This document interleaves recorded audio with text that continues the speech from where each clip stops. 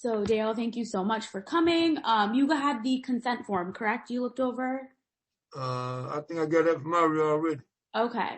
You know that anytime you can not do the interview, so if you're feeling like, oh, this is too much for me, this is a little traumatic, you can always not participate. Okay. Does that sound good? Yes, it does.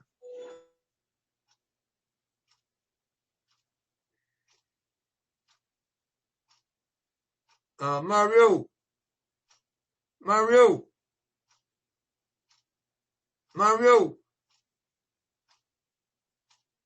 I'm back. Can you hear me? Yeah, I hear you. Sorry. Okay, sorry about that. Give me 1 second, okay? So I'm recording it right now. Everything that we talk about, everything in here will be de-identified. Your name will not be used for the purpose of my study. I think that was all in the consent form you saw, correct? Yeah. Do you have any questions for me?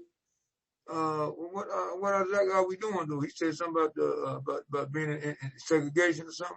Yeah, so what I'm going to do is I have a list of questions for you. So I'm going to kind of get some demographic questions, like about 2 of them very quick. Then we'll kind of jump right into the questions.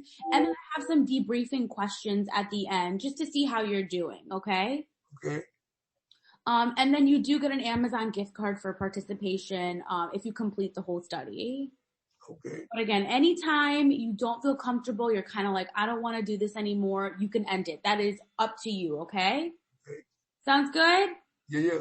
Okay, so what I'm going to do is I'm reading off some questions, so that's why I'm kind of looking off to the side. I want to know, how old are you? I'm 62. Okay, and you've been in segregation? Yes. Okay, and then, again, we cannot always assume, but what is your race?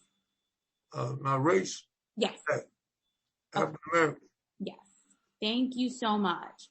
So I'm going to kind of go into the questions now. Again, this is all how much you want to give me. You want to talk, So if you need me to repeat it, please let me know, okay? Okay. So the first question is, what were some of the traumatic experiences that affected you post-solitary confinement? You mean what the reason why I was in there or before I went? Yeah, so the traumatic experiences that affected you after your time in solitary confinement. Well, trying to interact with people again. Trying to interact with others. Mm-mm. Because in solitary, you by yourself. When you kind of isolated and you learn to deal with nobody but you. Solely, besides who you call your higher power, which is God to me, and I consult with him through my time, Absolutely. He got me through it, but just learn to talk to other people, around you, in the chow hall or another cellmate, whatever, you know what I'm saying, or other prisoners walking the yard or in the gym or wherever you at, on that part. But so you kind of like almost be talking to yourself for a minute. Sure. Until they bring magazines and books around for you to read, because they got like a satellite library they bring around. You can do some reading and studying, when they bring it around. Absolutely. In other words, you're on your own. Absolutely. Dale, I don't know if there's other people in the room, but if you're able to take your mask out, I'm not sure down because it's a little bit hard to hear, or if there's people in the room, whatever you feel comfortable. No, anybody in the room. Okay, so you can take your mask down because I wasn't sure. Okay, perfect. Anything else you want to add to that question? Your traumatic experiences after solitary?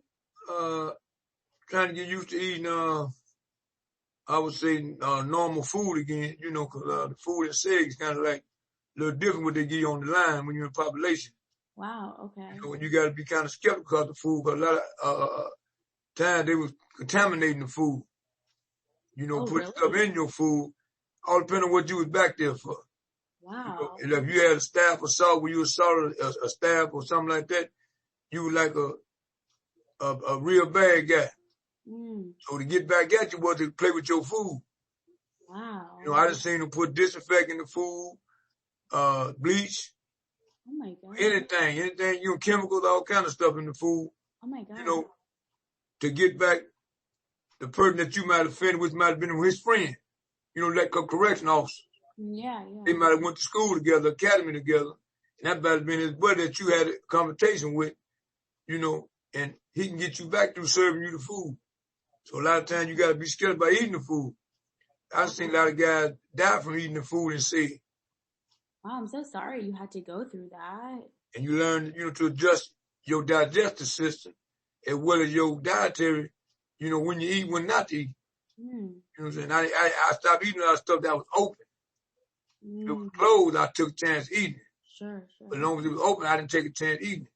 So it caused me to lose weight, some everything, you know what I'm saying? You Wow. know, I went back there trying to die. I was just trying to get out, Wow, absolutely. That's Wow, all, thank that's you. all, Yeah. Thank you you for know? sharing that. And I'm sorry you had to go through that. I don't think anyone should have to go through that. No, no. No, But wow. you got, the farther south you go in corrections, Illinois prisons, the more you get racial profiling Ah, and sure, racial overtone from the officers. Cause sure, you got more racial white officers than sure. black officers, especially Absolutely. going south. Now, Absolutely. Stateville, you got a lot of blacks, Puerto Ricans, and Mexicans work at Stateville. I mean, that's being close to the city. That's the max penitentiary. But farther down the road, the little dirty road joints, you got a lot of white officers Mm, in the rural areas mm, mm. that work in them correction centers. Yeah, And they not too favorable about blacks or Latinos. yeah, You know what I'm saying? yeah, So their absolutely. prejudice come out on the slightest chance they get. Wow, It was in them all the time. But now they got a chance to express it on somebody, which happened to be you or me. wow, yeah.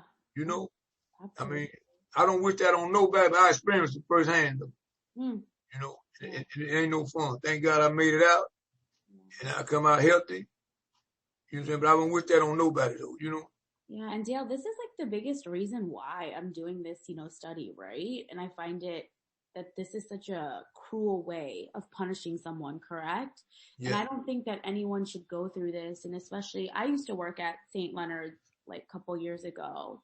Okay. And the stories, I go to Adler University and just the stories I hear, and that is what really framed me to, to do this and to be compelled by the what people go through in solitary. And I've done so much research, right?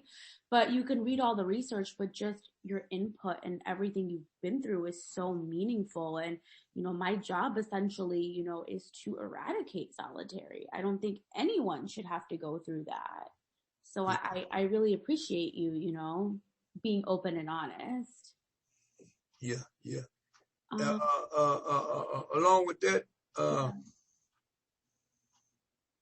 it just a mind-boggling experience. sure, I mean absolutely. that because the slightest thing you do, they'll lock you up.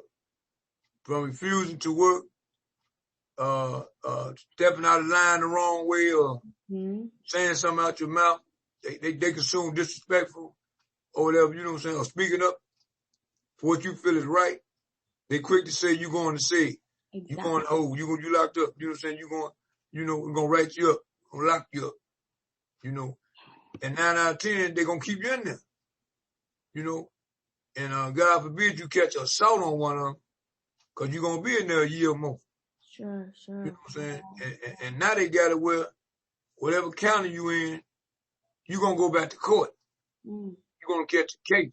mm, Used to be a time where you catch whatever they call assault or something inside the jail.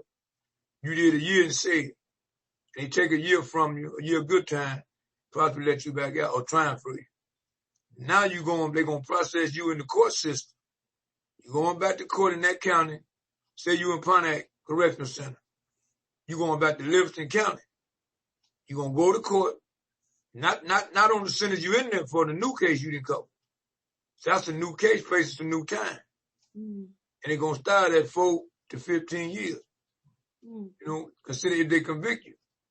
And Wow. more likely they're going to convict you. And that time don't start after you finish your other time. Mm, mm, So if you're doing 20 years, you do 10, get out, then you're going to start on that 4 they just gave you. That's another 2 years, mm, possibly 3 years that you got to do after you parole out on the other sentence. Because you're not going to leave the institution. mm, They're going to process you out like you're going home. All the things like you're going home, but you're going back to say sure. Wow. and start over again.